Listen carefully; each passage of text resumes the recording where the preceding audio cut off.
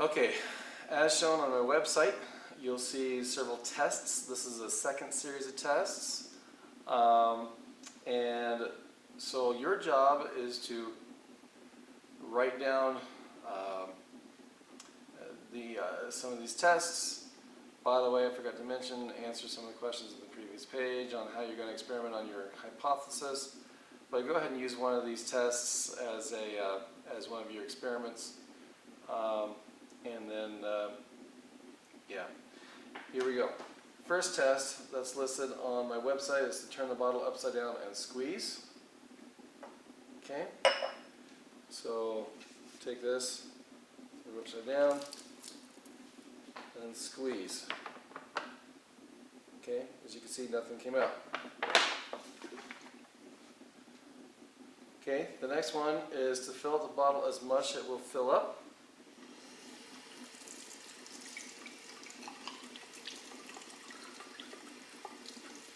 As you can see, there was a little bit of a leak. Okay, I'll even add this in here. Okay, as you can see, there's leaks just a little bit.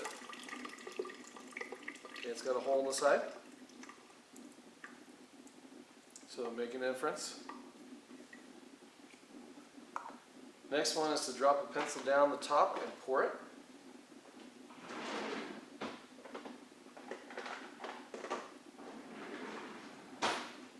Okay, so as you can see, I'll take this pencil and very carefully drop it in. Okay, and then pour it out. Okay, as you can see, some water came out, but so did the pencil. Test number 3, or excuse me, test number 4 is to squeeze it upright. Okay, like this. As you can see, some water came out. Okay, test number 5 is to pour water into the funnel,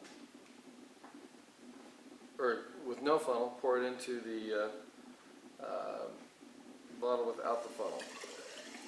So I'm going to put in 100 cc's.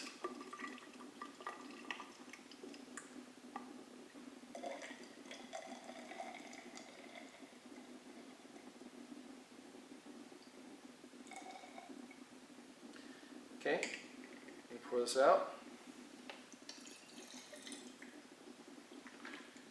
And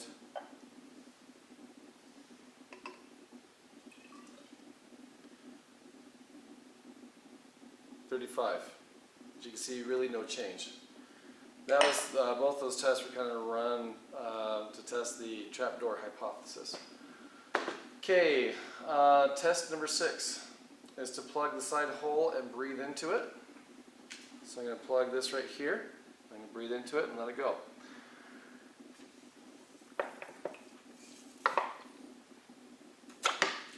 Okay, as you can see, water came out. Okay, next one, I'm going to breathe into it, but I'm going to leave the side open.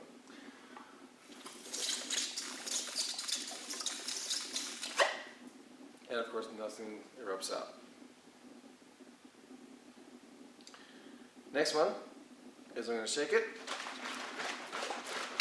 As you can see, water gushes out. Okay, and then the last test, I'm going to drop a pencil in it, and then I'm going to squeeze it upright. So I'm going to put the pencil right in here, and I'm going to squeeze it upright. And of course, as you can see, the pencil comes right back out. Okay, so choose one of these as your experiment and answer questions 4 and 5. Well, 1, 2, 3, 4, and 5 on the previous page. After that, go ahead and fill out the rest of the booklet based on the black model. You should be able to form a second model based on new evidence. You should be able to explain how that model works in that next black box that's right next to the model, and then answer the 2 questions down below. One of the points of this whole activity is that there are many ways to experiment. and to answer a scientific question.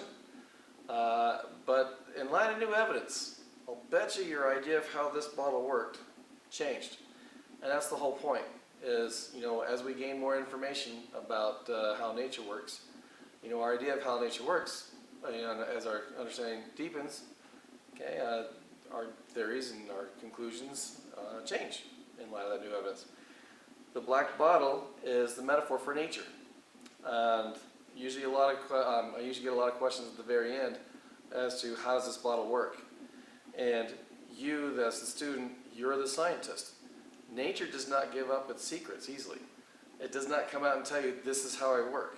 But through experimentation, we can figure out how nature works by simple ways of doing tests here and there.